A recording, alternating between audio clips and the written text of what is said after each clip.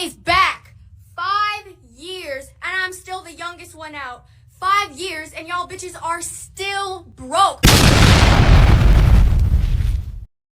So don't take it out on me.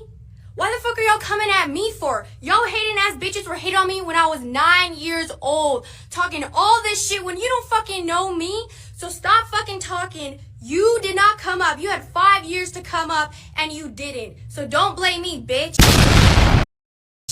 5 years.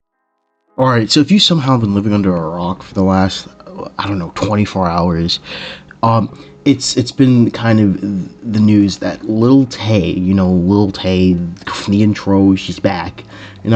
If you're a mouth-breathing new-gen Fortnite player who just exited their mother's womb like yesterday, you probably don't know who Lil Tae is. But if you're, a little bit older on the internet, timeline, then you're well aware of who this person is. Lil Tae is, a character, I guess. I don't know who is Lil Tae. That's another video.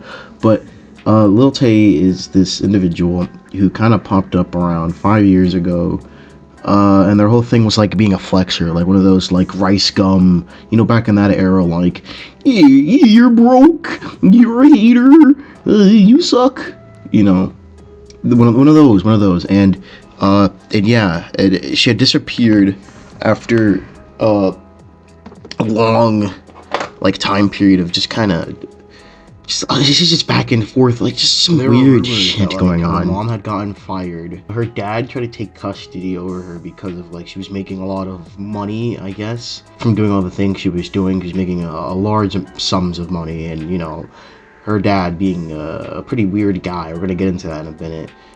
Pretty weird guy. He wanted a piece of that pie. He wanted a piece of that metaphorical pie. You know what I'm saying? He wanted in.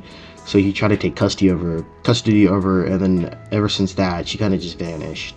But now she's back. But there's a little bit more to it than that. There were it was at least a few months ago. I would say 2 to 3 months ago. There was a death hoax. We're gonna get into that because that is something. There's someone claiming to be Lil Tae's manager, and her father attempted to fake Lil Tae's death.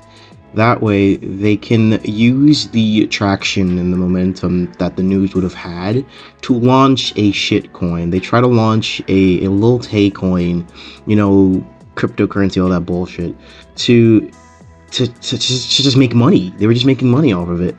So the plan, I'm assuming, was to just fake her death, bring all the eyes and the attention to Lil Tae again, because again it's been 5 years, and then use, like I said, the traction of all of that to launch a coin and get people to invest in this coin, because they probably felt bad or felt sorry for Lil Tae. And the Lil Tae did have somewhat of a following when she was relevant back in the day, so it's a pretty scummy thing to do, both for the manager and the father.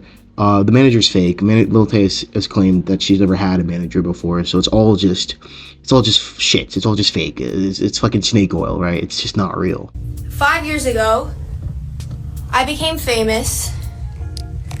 I disappeared. He started a court case to silence me so I could not speak on what was happening, and so he could take control over my money. His name is Chris Hope. This guy right here is Chris Hope, her father, and dude, this video is 15 minutes long, right? The video she posted to Twitter, or the live stream or whatever, and I'm watching this from Dramaalert. But dude, this guy, I don't know where to start with this guy. I'm gonna have to make this a two-parter because I don't want to really do this for 15 minutes, but we're gonna run down kind of the beginnings of this. It's bad. It's very, very bad. This is him. This is Chris Hope. Alright.